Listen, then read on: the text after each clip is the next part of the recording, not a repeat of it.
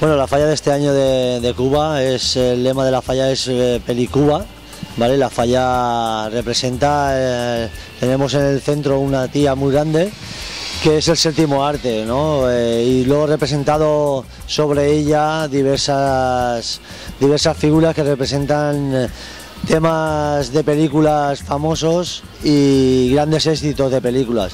Iremos rodeando la falla sobre todos los géneros que se hace de película y bueno, y espero que este año os guste la Pelicuba en el emplazamiento de Cuba.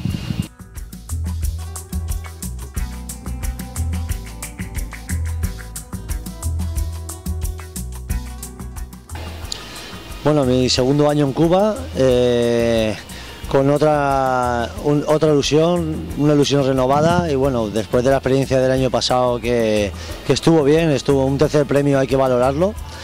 Y bueno, y este año pues vamos a intentar volver a estar en lo más alto y con todo mi equipo y todo el trabajo que estamos poniendo pues intentaremos aspirar a lo que más nos podamos.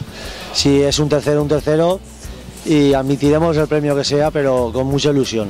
Bueno, la falla este año estamos alrededor de unos 20 metros, con unas 30 figuras y tendrá una abertura de unos 30 metros de lado a lado. La falla es un volumen grande y bueno, como siempre apuesto por el riesgo y el volumen. Yo creo que os guste y que valoréis el riesgo que puede tener la falla.